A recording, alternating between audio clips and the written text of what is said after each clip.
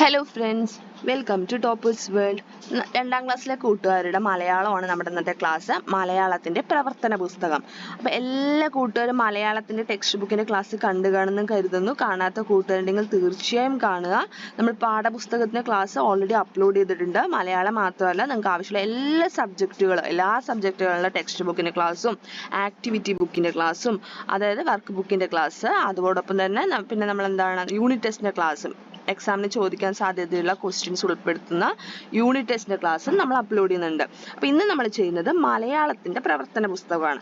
മലയാളത്തിലെ ഫസ്റ്റത്തെ ചാപ്റ്റർ മഴയോ മഴ അല്ലേ, മഴയോ മഴ എന്നുള്ള ചാപ്റ്ററിന്റെ ടെക്സ്റ്റ് ബുക്കിന്റെ ക്ലാസ്സിന്റെ ലിങ്ക് നമ്മൾ ഡിസ്ക്രിപ്ഷൻ ബോക്സിൽ കൊടുത്തിട്ടുണ്ട്. എല്ലാ സബ്ജക്റ്റിന്റെ പ്ലേലിസ്റ്റ് ലിങ്കും ഡിസ്ക്രിപ്ഷൻ ബോക്സിൽ ഉണ്ട് കേട്ടോ. അപ്പോൾ നിങ്ങൾക്ക് ആവശ്യമുള്ള ക്ലാസ്സുകൾ കാണുക. ക്ലാസ്സുകൾ കണ്ട് ആ ക്ലാസ്സുകളെ കുറിച്ചുള്ള അഭിപ്രായങ്ങളും കൂടെ കമന്റ് ചെയ്യുക, ലൈക്ക് ചെയ്യുക, അതേപോലെ നിങ്ങളുടെ കൂട്ടുകാർക്ക് ഷെയർ ചെയ്യുക.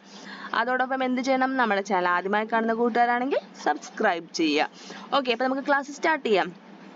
ഒന്നാമത്തെ പാഠം മഴയോ മഴ. അപ്പോൾ ഇതാണ് നമ്മുടെ ഫസ്റ്റത്തെ പേജ്.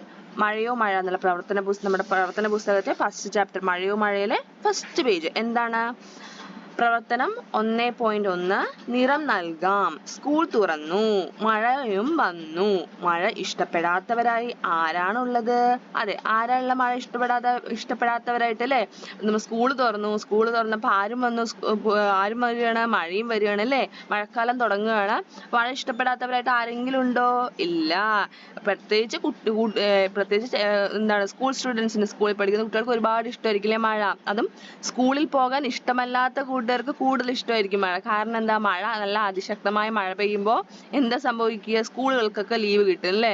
അപ്പോൾ മഴ ഇഷ്ടപ്പെടാത്തവരായിട്ട് ആരെങ്കിലും ഉണ്ടോ? ഇല്ല. ഒരു മഴച്ചിത്രം നോക്കാം, നിറം നൽകാം. അപ്പോൾ ഇവിടെ ഒരു മഴച്ചിത്രം കൊടുത്തിട്ടുണ്ട്. അതായത് ഒരു മഴ പെയ്യുന്നു, കുട്ടികളുണ്ട്, ഒരു മഴച്ചിത്രമാണ് ഇവിടെ കൊടുത്തിരിക്കുന്നത്. അപ്പോൾ ഈ ചിത്രത്തിന് എന്ത് ചെയ്യാനാണ് പറയുന്നത്? നിറം കൊടുക്കാനാണ് പറയുന്നത് അല്ലേ? അപ്പോൾ നല്ല ഇഷ്ടമുള്ള നിറങ്ങൾ കൊടുക്കുക. അപ്പോൾ എന്നിട്ട് എന്ത് ചെയ്യുക? ഈ ചിത്രത്തിനെ ഭംഗിയാക്കുക. ചിത്രം നോക്കി പറയാം. എന്നിട്ടൊന്ന് പറയൂ, എന്തൊക്കെയാണ് നിങ്ങൾ ചിത്രത്തിൽ കാണുന്നത്? അപ്പൊ നിങ്ങൾ നിറം കൊടുക്കില്ലേ? എന്തൊക്കെയാ ചിത്രത്തിൽ കാണുന്നെന്ന് പറയൂ. മഴയത്ത് രണ്ട് കുട്ടികൾ മഴയത്തുണ്ട്. ഒരു കുട്ടിയുടെ കയ്യിൽ കുടയുണ്ട്. ഒരു കുട്ടി മഴ നനയാണ്. മരത്തിന്റെ മുകളിൽ മഴ നനയാതെ ഒരു കിളി ഇരിക്കുന്നു. പിന്നെന്താണ്, താഴെ ഒരു കുളമുണ്ട്. കുളത്തില് തവളയും മീനും ഉണ്ട്. രണ്ട് കുട്ടികൾ എന്താ ചെയ്യുന്നത്? കുളത്തില് കടലാസ് തോണി വിടുകയാണ് അല്ലെ? മഴയത്ത് കടലാസ് തോണി വിട്ട് കളിക്കുകയാണ്. അതേപോലെ കുളക്കരയിൽ ആരുണ്ട്? ഒരു ആമയുണ്ട്. അപ്പൊ ഇതെന്താ, കുളമാണ് അല്ലെ? കുളമാണ് നമുക്ക് കരുതാം. കാരണം എന്താ, ഇവിടെ നമുക്ക് ചെടികളൊക്കെ ഉണ്ട്. കുളമായിരിക്കാം, അല്ലെങ്കിൽ എന്തായിരിക്കാം, മഴ പെയ്തിട്ടുള്ള മഴവെള്ളം ആകാം അല്ലെ? അപ്പൊ ഇതൊക്കെയാണ് നമുക്ക് ഈ ചിത്രത്തിൽ കാണാൻ സാധിക്കുന്നത്. അടുത്തത് പ്രവർത്തനം 1.2 ചൊല്ലാം രസിക്കാം. അപ്പൊ ഇവിടെ നമുക്ക് കവി കുഞ്ഞുണ്ണി മാഷിന്റെ ഒരു 4 വരി കവിതയാണ് ഇവിടെ കൊടുത്തിരിക്കുന്നത്. അപ്പൊ കുട്ടികൾക്കായിട്ടുള്ള ഒരുപാട് കൃതികൾ എഴുതിയിട്ടുള്ള ആളാണ്, കവിയാണ് കുഞ്ഞുണ്ണി മാഷ്. പ്രത്യേകിച്ച് കുട്ടികൾക്കായിട്ടുള്ള കവിതകളും കഥകളൊക്കെ ഒരുപാട് എഴുതിയിട്ടുണ്ട് അദ്ദേഹം. അപ്പൊ കുഞ്ഞുണ്ണി മാഷിന്റെ ഒരു മഴയുമായി ബന്ധപ്പെട്ട ഒരു ചെറിയ 4 വരി കവിതയാണ് കേട്ടോ. അത് നമുക്ക് വായിക്കാം. തുള്ളിപ്പാഞ്ഞു വരുന്ന മഴ, തുള്ളിക്കൊരു കുടം എന്ന മഴ, കൊള്ളാം ഈ മഴ കൊള്ളരുതീ മഴ, കൊള്ളാം കൊള്ളാം പെയ്യട്ടെ അല്ലെ? നല്ലൊരു കവിതയാണ് അല്ലെ? എങ്ങനെയാ മഴ വരുന്നത്? തുള്ളി തുള്ളി പാഞ്ഞു വരികയാണ്. പാഞ്ഞു വരുന്ന വേഗത്തിൽ വരുന്ന മഴ. എങ്ങനെയാ? തുള്ളിക്കൊരു കുടം എന്ന മഴ എന്ന് വെച്ചാൽ ഒരു തുള്ളിക്ക് തന്നെ ഒരു കുടം നിറയുന്ന പോലെ, എന്ന് വെച്ചാൽ അതിശക്തമായ മഴയാണ്. ഒരു തുള്ളി തന്നെ ഒരു കുടം നിറയുന്ന അത്രയും ഉണ്ട് മഴ. കൊള്ളാം ഈ മഴ എന്ന് വെച്ചാൽ എന്താണ്? നനയാം, അല്ലെങ്കിൽ നല്ല മഴ എന്ന അർത്ഥമുണ്ട്. അതേപോലെ തന്നെ നനയാം എന്നൊരു അർത്ഥമുണ്ട്. കൊള്ളരുതീ മഴ എന്ന് പറഞ്ഞാൽ എന്താണ്? മഴ കൊള്ളാം, പക്ഷെ ഇവിടെ എന്താ പറയുന്നത്? കൊള്ളാം ഈ മഴ കൊള്ളരുതീ മഴ പറഞ്ഞ അർത്ഥം എന്താ? മഴ കൊള്ളാം, പക്ഷെ കൊള്ളരുത് എന്ന് വെച്ചാൽ നമ്മൾ ദേഹത്ത് തട്ടിക്കഴിഞ്ഞാൽ എന്ത് സംഭവിക്കും? ദേഹത്ത് നമ്മുടെ തലയൊക്കെ നനഞ്ഞു കഴിഞ്ഞാൽ പനി വരും അല്ലേ? അപ്പൊ കൊള്ളരുതീ മഴ, കൊള്ളാം കൊള്ളാം പെയ്യട്ടെ എന്ന് പറയുകയാണ് കവി. അപ്പൊ ഇതുപോലെയുള്ള മഴ കവിതകൾ ശേഖരിക്കാനാണ് പറയുന്നത്. അപ്പൊ ഇതുപോലെ മഴക്കവിത എന്ത് ചെയ്യുക? ഒരുപാട് മഴക്കവിതകളുണ്ട്. അപ്പൊ നമുക്ക് ശേഖരിച്ച് ഈ കാണുന്ന ബോക്സിനകത്ത് എഴുതുക. ഉദാഹരണമായിട്ട് നമ്മളിവിടെ ഒരു മഴക്കവിത കൊടുത്തിട്ടുണ്ട്. മഴ മഴ മഴ മഴ വന്നു, ഒരു ചെറുമഴ മഴ വന്നു, നല്ലൊരു പുള്ളിക്കുടിയും ചൂടി മഴയത്തോടെ നടന്നു ഞാൻ. പോക്രോം പോക്രോം തവളകൾ ചാടി, ചെറുമീനുകളും തുള്ളിച്ചാടി, മഴ വന്നേ ഹൈ മഴ വന്നേ, മഴമേളത്തിൻ പൊടിപൂരം. നെക്സ്റ്റ് പ്രവർത്തനം 1.3 പദസൂര്യൻ പൂർത്തിയാക്കി വാക്യങ്ങൾ നിർമ്മിക്കാം. മഴയുമായി ബന്ധപ്പെട്ട പദങ്ങൾ കണ്ടെത്താം. പദസൂര്യൻ പൂർത്തിയാക്കി വാക്യങ്ങൾ എഴുതാം. അപ്പൊ മഴയുമായി ബന്ധപ്പെട്ട പദങ്ങളാണ് ഇവിടെ എഴുതേണ്ടത്. ഇതൊരു പദസൂര്യനാണ്. അപ്പൊ മഴ വളരെ ഇമ്പോർട്ടന്റ് ആയിട്ടുള്ള ചോദ്യമാണ് കേട്ടോ. അതുപോലുള്ള പദസൂര്യനൊക്കെ നമുക്ക് എക്സാമിന് ചോദിക്കാറുണ്ട്. നമ്മളെ ക്വാർട്ടർലി എക്സാമിനും ഹാഫ് ഇയർലി എക്സാമിനൊക്കെ ചോദിക്കുന്ന ഒരു ചോദ്യമാണ്. ഇത് വളരെ ഇമ്പോർട്ടന്റ് ആണ് ഈ ചോദ്യം. അപ്പൊ നമുക്ക് എന്തൊക്കെ എഴുതാം? മഴയുമായി ബന്ധപ്പെട്ട് കുട എഴുതാം. പിന്നെ എന്ത് എഴുതാം? വെള്ളം, ഇടിമിന്നൽ, മഴവില്ല് അല്ലെ. മഴ പോയി കഴിഞ്ഞാൽ എന്ത് വരും? മഴവില്ല് വരാറുണ്ട് അല്ലെ. മഴക്കാറ്, മഴമേഘം, മഴത്തുള്ളി, മഴക്കോട്ട്. ഇനി എന്ത് ചെയ്യുക? ഈ വരുന്ന വാക്കുകൾ ഉപയോഗിച്ചിട്ടുള്ള വാക്യങ്ങൾ നിർമ്മിക്കുക. ഒരു മാതൃക ഇവിടെ കൊടുത്തിട്ട് കുടയുമായി ബന്ധപ്പെട്ടിട്ട് ഒരു കുടയായിട്ട് ഒരു സെന്റൻസ് ഓൾറെഡി ടെക്സ്റ്റ് ബുക്കിലുണ്ട്. ഞാൻ കുട ചൂടി. അടുത്ത് നമുക്ക് എന്ത് എഴുതാം? നമ്മളിവിടെ എഴുതിയിട്ടുള്ള ഈ പദങ്ങൾ ഉപയോഗിച്ചിട്ട് വേണം എന്തുണ്ടാക്കാൻ? വാക്യങ്ങൾ നിർമ്മിക്കാൻ. അടുത്ത് നമുക്ക് എന്തെഴുതാം? മുറ്റത്തെല്ലാം മഴവെള്ളം നിറഞ്ഞു. മഴയത്ത് മഴക്കോട്ടിട്ടു. മഴമേഘങ്ങൾ ഇരുണ്ടുകൂടി. ആകാശത്ത് മഴക്കാർ വന്നു. ഇടിമിന്നലോടുകൂടി മഴ പെയ്തു. മഴ പെയ്തപ്പോൾ മഴത്തുള്ളികൾ എൻ്റെ മേലെ വന്നു വീണു. മഴയ്ക്ക് ശേഷം ആകാശത്ത് മഴവില്ല് തെളിഞ്ഞു. അല്ലെ. മഴയുമായി ബന്ധപ്പെട്ട ആദ്യം വാക്യങ്ങൾ നിർമ്മിച്ച് പദസൂര്യൻ പൂർത്തിയാക്കുക. എന്നിട്ട് എന്ത് ചെയ്യണു? സെന്റൻസുകൾ എഴുതുന്നു, വാക്യങ്ങൾ എഴുതുന്നു. അടുത്ത പ്രവർത്തനം 1.4 പട്ടികപ്പെടുത്താം. എന്താ പട്ടികപ്പെടുത്തേണ്ടത്? മഴ പെയ്യുന്നതിന് തൊട്ട് മുമ്പുള്ള ഒരു കാഴ്ചയാണ് ചിത്രത്തിൽ. ചിത്രം നോക്കിയും പരിസരം നിരീക്ഷിച്ചും കണ്ടെത്തിയ കാര്യങ്ങൾ എഴുതാം. 1 by 1 ആയിട്ട് മഴയ്ക്ക് മുമ്പ് എന്നുള്ള കോളത്തിനകത്ത് എഴുതാം. അടുത്ത പേജിൽ എന്തുണ്ട്? മഴയ്ക്ക് ശേഷം അല്ലേ. അതായത് മഴയ്ക്ക് മുമ്പും മഴ പെയ്തതിന് ശേഷമുള്ള കാര്യങ്ങളാണ് അടുത്ത പേജിൽ എഴുതാനുള്ളത്. അപ്പൊ ആദ്യം നമുക്ക് മഴയ്ക്ക് മുമ്പുള്ള കാഴ്ചകൾ എന്തൊക്കെയായിരിക്കും ഉണ്ടാവുക എന്നുള്ളത് നമുക്കിവിടെ എഴുതാം. എന്തൊക്കെയായിരിക്കും ചിത്രത്തിൽ കാണുന്നതും അതേപോലെ തന്നെ നമ്മൾ പരിസരമൊക്കെ നിരീക്ഷിച്ച് മഴയ്ക്ക് മുമ്പ് ഇപ്പോഴൊക്കെ നമുക്ക് ധാരാളമായിട്ട് എഴുതാൻ പറ്റില്ല. കാരണം മഴ വരുന്നതിന് മുമ്പ് എങ്ങനെയാണ് നമ്മുടെ ചുറ്റുപാടും ഉണ്ടാവുക, മഴ വന്ന് പോയതിനു ശേഷം എങ്ങനെയാണ്, അതാണ് എഴുതേണ്ടത്. മഴയ്ക്ക് മുമ്പ് എങ്ങനെയൊക്കെ ആയിരിക്കും? മാനം കറുത്തു, കാറ്റു വീശി, പക്ഷികൾ കൂട്ടിലേക്ക് പറക്കുന്നു, മരങ്ങൾ ആടി ഉലയുന്നു, കരിയിലകൾ പാറി പറക്കുന്നു. മഴ പെയ്തതിന് ശേഷമോ? മഴയ്ക്ക് ശേഷം എന്താണ് അടുത്ത പേജിൽ എഴുതാനുണ്ട്? മാനം തെളിഞ്ഞു, ചുറ്റും വെള്ളം നിറഞ്ഞു, ഇലകളിൽ മഴത്തുള്ളി, പാറിപ്പറക്കുന്ന പക്ഷികൾ, മണ്ണിന്റെ മണം, ചെടികളിലും പൂക്കളിലും മഴത്തുള്ളികൾ, ചെറിയ നീർച്ചാലുകൾ അല്ലെ. ഇനി ഒരുപാട് കാര്യങ്ങൾ ആഡ് ചെയ്യാൻ പറ്റും. അതിലൂടെ എഴുതി ചേർക്കുക. അടുത്ത പ്രവർത്തനം 1.5 എഴുതാം. മഴയുമായി ബന്ധപ്പെട്ട കടങ്കഥകൾ ശേഖരിച്ച് എഴുതാം. അതായത് മഴയുമായി ബന്ധപ്പെട്ട കടങ്കഥകൾ നമുക്ക് എന്തൊക്കെ ഒരുപാട് കടങ്കഥകൾ ഉണ്ട് കേട്ടോ മഴയുമായി ബന്ധപ്പെട്ടത്. അപ്പൊ കുറച്ച് മഴയുമായി ബന്ധപ്പെട്ട കടങ്കഥകൾ എഴുതുക. മാനത്താണ് വീട്, കാറ്റത്താണ് എൻ്റെ കൂട്ട്, താഴോട്ടാണ് പോക്ക്. രണ്ടാമത്തത് അങ്ങോട്ട് പോയപ്പോൾ കണ്ടില്ല, കണ്ണീര് വാർത്തിയാണ് തിരികെ യാത്ര. നെക്സ്റ്റ് തുടങ്ങുമ്പോൾ ചന്നം പിന്നം, മുറുകുമ്പോൾ പപ്പട പടപട, കുളിരുന്നു കിടുകിട കിടുകിട, ആകാശത്ത് കറുത്ത് ഭൂമിയിൽ നനവ്. ഇതുപോലെ ഒരുപാട് കടങ്കഥകളില്ലേ മഴയുമായി ബന്ധപ്പെട്ട കടങ്കഥകൾ. അപ്പൊ ഇതുപോലുള്ള കടങ്കഥകൾ എന്ത് ചെയ്യുക? എഴുതി ചേർക്കുക. അതുപോലെ വളരെ രസകരമായിട്ടുള്ള കടങ്കഥകളാണെങ്കിൽ കമന്റ് ചെയ്യുക. അടുത്തത് പ്രവർത്തനം 1.6 കുളം. കുളം ഒരു ജലസ്രോതസ്സാണ്. കുളം പറഞ്ഞാൽ എല്ലാവർക്കും അറിയില്ലേ? പോണ്ട് അല്ലേ. കുളം കാണാത്തവരായിട്ട് ആരെങ്കിലും ഉണ്ടോ? ഇല്ല. നമ്മൾ ധാരാളം നമുക്ക് വളരെ കാണാൻ സാധിക്കുന്ന കാര്യങ്ങളാണ്. അതായത് ധാരാളമായി കാണാൻ സാധിക്കുന്നതാണ് കുളം എന്നൊക്കെ പറഞ്ഞ ജലസ്രോതസ്. അമ്പലത്തിന്റെ അടുത്തുണ്ടാവും കുളം അല്ലേ. അപ്പൊ കുളം ഒരു ജലസ്രോതസ്സാണ്. ചെറുതും വലുതുമായ കുളങ്ങളുണ്ട്. താമര, ആമ്പൽ, പായൽ തുടങ്ങിയ ജലസസ്യങ്ങൾ കുളത്തിലുണ്ട്. തവള, മീൻ, ആമ തുടങ്ങിയ ജലജീവികളെയും കാണാം. കുളിക്കാനും അലക്കാനും കൃഷിക്ക് നനയ്ക്കാനും കുളം ഉപയോഗിക്കുന്നു. മൃഗങ്ങളും പക്ഷികളും മറ്റും കുളത്തിലെ വെള്ളം പ്രയോജനപ്പെടുത്തുന്നു. നിങ്ങളുടെ പ്രദേശത്തുള്ള ഏതെങ്കിലും ഒരു ജലസ്രോതസ്സിനെ കുറിച്ച് എഴുതാം. അതായത് നമ്മൾ കുളത്തെ കുറിച്ചാണ് എഴുതിയിരിക്കുന്നത്. അപ്പൊ കുളം പോലെയുള്ള വേറെ ഏതെങ്കിലും ഒരു ജലസ്രോതസ്സിനെ കുറിച്ച് എഴുതാനാണ് പറയുന്നത്. അല്ലെങ്കിൽ നിങ്ങളുടെ പ്രദേശത്തുള്ള ജലസ്രോതസ്, കുളം തന്നെ ആകാം, നിങ്ങൾ കണ്ടിട്ടുള്ള ഒരു ജലസ്രോതസ്സിനെ കുറിച്ചാണ് എഴുതേണ്ടത്. അപ്പൊ ഇവിടെ നമ്മൾ എഴുതിയിരിക്കുന്നത് നദിയെ കുറിച്ചാണ്. നദി ഒരു ജലസ്രോതസ്സാണ്. അപ്പൊ നിങ്ങൾ എഴുതുന്ന സമയത്ത് എന്തും കൂടെ ചേർത്ത് എഴുതുക. നിങ്ങൾ എഴുതുന്ന ഇപ്പൊ നദിയെ കുറിച്ചാണ് എഴുതുന്നതെങ്കിൽ നദിക്ക് ഒരു പേരുണ്ടാവും അല്ലേ. അപ്പൊ ഒരു പുഴയെ കുറിച്ചാണ് നിങ്ങൾ എഴുതുന്നെങ്കിൽ പുഴയ്ക്ക് ഒരു പേരുണ്ടാവും. അപ്പൊ അതുകൂടെ ചേർത്ത് എഴുതുക. ഹെഡിങ് ആയിട്ട് അതും കൂടെ കൊടുക്കുക. അപ്പൊ നമ്മളൊരു ഉദാഹരണമായിട്ട് നദിയെ കുറിച്ചാണ് എഴുതിയിരിക്കുന്നത്. നദി ഒരു ജലസ്രോതസ്സാണ്. ചെറുതും വലുതുമായ നദികളുണ്ട്. ഒരുപാട് ജീവികൾ നദികളെ ആശ്രയിച്ച് ജീവിക്കുന്നു.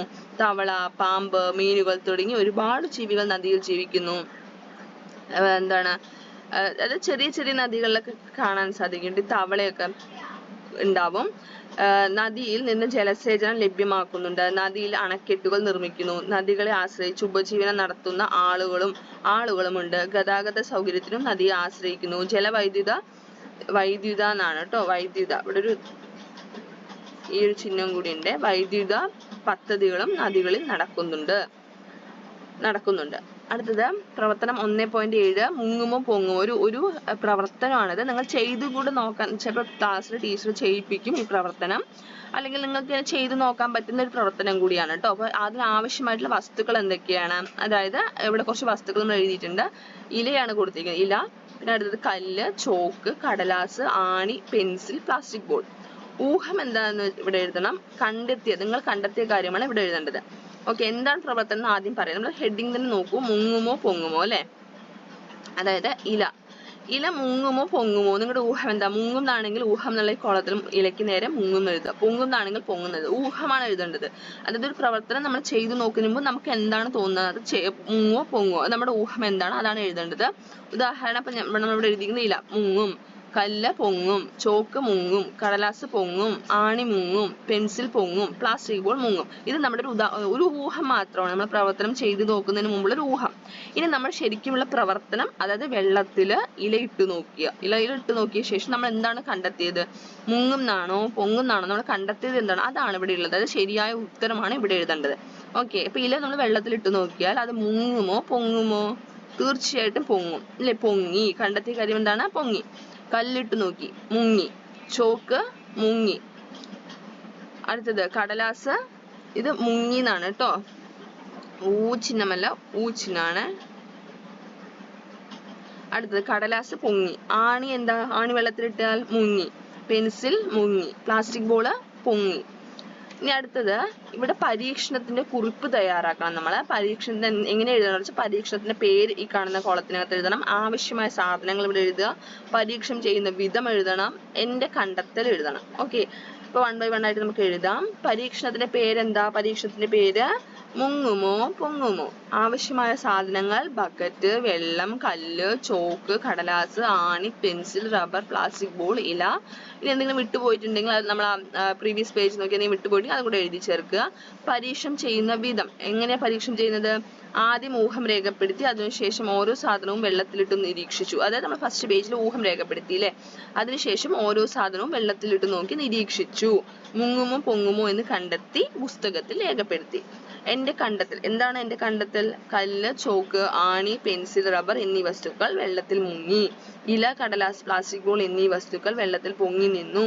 ഭാരമുള്ളവ വെള്ളത്തിൽ താഴുന്നതായിട്ടും ഭാരം ഇല്ലാത്തവ വെള്ളത്തിൽ പൊങ്ങുന്നതായും കണ്ടെത്തി. പ്രവർത്തനം 1.8. അപ്പൊ ഇത്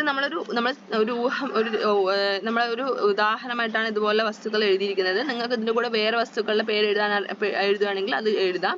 പക്ഷെ അത് മുങ്ങുമോ പൊങ്ങുമോ എന്ന് കൂടെ എഴുതണം. അടുത്തത് പ്രവർത്തനം 1.8. മഴ തോർന്നാലും മഴ പെയ്യും. ഇതുപോലുള്ള മഴ ചൊല്ലുകൾ കണ്ടെത്തി എഴുതാം. നമ്മൾ മഴ കടങ്കഥകൾ നമ്മൾ പഠിച്ചു അല്ലെ. ഇനി നമ്മൾ പഠിക്കാൻ പോകുന്നത് മഴ ചൊല്ലുകളാണ്. അപ്പൊ എന്തൊക്കെയാണ് മഴ ചൊല്ലുകൾ? കുമ്പത്തിൽ മഴ പെയ്താൽ കുപ്പയിലും മാണിക്യം. കർക്കടം കഴിഞ്ഞാൽ ദുർഘടം കഴിഞ്ഞു. അത്തം കറുത്താൽ ഓണം വെളുക്കും. മകീരത്തിൽ മതി മറന്ന് പെയ്യണം.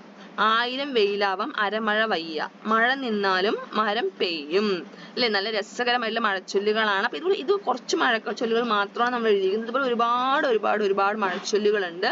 അപ്പൊ എന്ത് ചെയ്യുക? മഴച്ചൊല്ലുകൾ കൂടെ നിങ്ങൾ എന്ത് ചെയ്യുക? ഒന്ന് കമന്റ് ചെയ്യുക കേട്ടോ. അടുത്തത് പ്രവർത്തനം 1.9. വരയ്ക്കാം എഴുതാം. എത്ര മനോഹരമാണ് നമ്മുടെ നാട്. നിങ്ങളുടെ പ്രദേശത്തെ കുറിച്ച് എഴുതി നോക്കാം. ചിത്രം വരച്ച് നിറം നൽകുകയും ചെയ്യണേ. അപ്പൊ ഒരു കുട്ടി ഇവിടെ എന്റെ നാട് പറഞ്ഞിട്ട് ടോപ്പിക്കിന് വരച്ചിരിക്കുന്ന ചിത്രമാണ് ഇവിടെ കൊടുത്തിരിക്കുന്നത്. അപ്പൊ ഇതുപോലെ എന്ത് ചെയ്യുക? നിങ്ങൾ ഈ കാണുന്ന കോളത്തിനകത്ത് നിങ്ങളുടെ നാടിനെ കുറിച്ചിട്ട് എന്ത് ചെയ്യുക? ചിത്രം വരയ്ക്കുക. ഓക്കെ, അവിടെ കാണുന്ന കാഴ്ചകൾ എന്തൊക്കെയാണെന്ന് ചിത്രം വരച്ച ശേഷം ഇവിടെ നിങ്ങളുടെ നാടിനെ കുറിച്ച് ഒരു കുറിപ്പ് എഴുതുക. അപ്പൊ ഇവിടെ നമ്മൾ എഴുതിയിരിക്കുന്നത് ഒരു ഗ്രാമത്തെ കുറിച്ചാണ്. നെന്മാറ എന്ന് പറഞ്ഞ ഒരു സ്ഥലത്തെ കുറിച്ചാണ് കേട്ടോ. അപ്പൊ എന്റെ ഗ്രാമത്തിന്റെ ഇതൊരു കുട്ടി വരച്ച ഒരു കുട്ടിയുടെ ഒരു കുറിപ്പാണ്. ആ കുട്ടി വരച്ച ചിത്രമാണ്. എന്റെ ഗ്രാമത്തിന്റെ പേരാണ് നെന്മാറ എന്നാണെന്ന് വേണ്ട, നെന്മാറ. കേരളത്തിലെ പാലക്കാട് ജില്ലയിൽ സ്ഥിതി ചെയ്യുന്നു. പൂർണ്ണമായും പ്രകൃതിയാൽ ചുറ്റപ്പെട്ട ഗ്രാമമാണ്.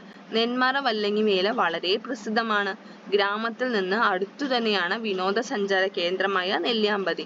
ഓറഞ്ച് തോട്ടങ്ങളും തേയില കാപ്പിത്തോട്ടങ്ങളും നിറഞ്ഞ സുന്ദരമായ സ്ഥലമാണ് നെല്ലിയാമ്പതി.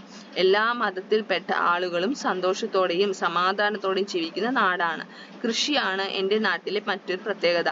ഒരുപാട് വയലുകൾ ഞങ്ങളുടെ നാട്ടിലുണ്ട്.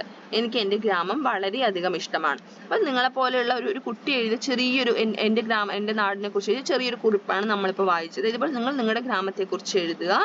അതുപോലെ നിങ്ങളുടെ ഗ്രാമമാവാം, നിങ്ങളുടെ നാടാവാം. ഇവിടെ ടോപ്പിക് ഉള്ളത് ഗ്രാമത്തെക്കുറിച്ച് എഴുതുന്നല്ല, നാടിനെ കുറിച്ച് എഴുതുന്നതാണ്. അപ്പം എൻ്റെ നാടാണ്, എൻ്റെ നാടിൻ്റെ പേരാണ്, അല്ലെങ്കിൽ അത് ഗ്രാമമാണെങ്കിൽ ഗ്രാമം എന്ന് എഴുതാം, നാടാണെങ്കിൽ നാട് എന്ന് എഴുതാം.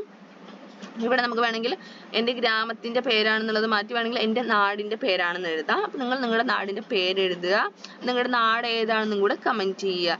ഓക്കെ, അടുത്തത് നമ്മുടെ ലാസ്റ്റ് പ്രവർത്തനം. 10 പ്രവർത്തനങ്ങളാണ് നമ്മുടെ ഫസ്റ്റ് ചാപ്റ്ററിൽ നമുക്ക് പഠിക്കാനുള്ളത്. നമ്മുടെ ലാസ്റ്റ് പ്രവർത്തനമാണ് ഒരു കഥയാണ് കേട്ടോ, വായിക്കാനുള്ള ഒരു കഥയാണ്. അപ്പം എന്ത് ചെയ്യാം, നമുക്കത് വായിക്കാം, രസിക്കാം. സമ്മാനം എന്നാണ് കഥയുടെ പേര്. സമ്മാനം. അമ്മുവിന് അമ്മാവൻ സമ്മാനം കൊണ്ടുവന്നു. വർണ്ണക്കടലാസിൽ പൊതിഞ്ഞ സമ്മാനം. അമ്മു കടലാസ് നീക്കി പെട്ടി തുറന്നു. Hi JCB. അമ്മു സ്വിച്ചിൽ വിരലമർത്തി. ഷിർ. അമ്മു കയറിക്കോളൂ, മണ്ണിടിക്കാൻ പോകാം. അമ്മു ചാടി കയറി കുന്നിന് താഴെ എത്തി. തുമ്പിക്കൈ മണ്ണിലേക്ക് ഇറങ്ങി. അതാ കുന്ന് ഇടിഞ്ഞു വരുന്നു. മരവും ചെടിയും വീടും എല്ലാം ഉണ്ട്. ആ കുന്നിലെ മരങ്ങൾ ആടി ഉലഞ്ഞു മറിഞ്ഞു വീഴുന്നു. വീടുകൾ തകർന്ന തരിപ്പണമാകുന്നു. കൂട്ട നിലവിൽ. അയ്യോ രക്ഷിക്കണേ. എന്തു പറ്റി അമ്മു? സ്വപ്നം കണ്ടോ? അവൾ കണ്ണു തിരുമ്മി ചുറ്റും നോക്കി. അതാ ചിരിച്ചുകൊണ്ട് അമ്മ മുന്നിൽ. കയ്യിൽ ഒരു പൊതിക്കെട്ട്. അമ്മ പൊതി അഴിച്ചു. ഒരു JCB. അപ്പൊ അമ്മുവിന്റെ ഒരു കഥയാണ് അല്ലെ, അമ്മുവിന് കിട്ടിയ സമ്മാനത്തെ കുറിച്ചുള്ള കഥയാണ്. എന്താ അമ്മുവിന് കിട്ടിയ സമ്മാനം? JCB ആണ്. അപ്പൊ എന്തുകൊണ്ടായിരിക്കും അമ്മു കരഞ്ഞത്, പേടിച്ച് കരയാൻ കാരണം എന്താ? JCB പോയി കുന്നിടിക്കുകയാണ് അല്ലെ. അത് നല്ലതാണോ ചീത്തയാണോ കുന്നിടിക്കുന്നത്? നല്ലതാണോ അതായത് തെറ്റാണോ? തെറ്റ് തന്നെയാണ് അല്ലെ. കാരണം എന്താ, കുന്നിടിക്കുന്നത് വഴി എന്താ സംഭവിക്കുക? അമ്മു സ്വപ്നത്തിൽ കണ്ട പോലെ ഒരുപാട് പേര് സങ്കടപ്പെടും അല്ലെ. ഒരുപാട് ജീവികളുടെ വാസസ്ഥലം തന്നെ ഇല്ലാതാവും. അപ്പൊ മരവും ചെടികളും എല്ലാം ഇല്ലാണ്ടാവും. ആ കുന്ന് തന്നെ എന്താണ്, കുറേ ജീവികളെ ആശ്രയിച്ചിരിക്കുന്നതാണ് അല്ലെ. കുന്നെന്ന് പറഞ്ഞൊരു വാസസ്ഥലമാണ്. കുറേ ജീവികളുടെ അവരുടെ എല്ലാം താമസ സ്ഥലം ഇല്ലാണ്ടാവും. അപ്പൊ കുന്നിടിക്കുന്നത് നല്ലതാണോ? അല്ല. അതുകൊണ്ടാണ് അമ്മു ഭയന്ന് കരയുന്നത് അല്ലെ. എങ്ങനെയുണ്ട് കഥ?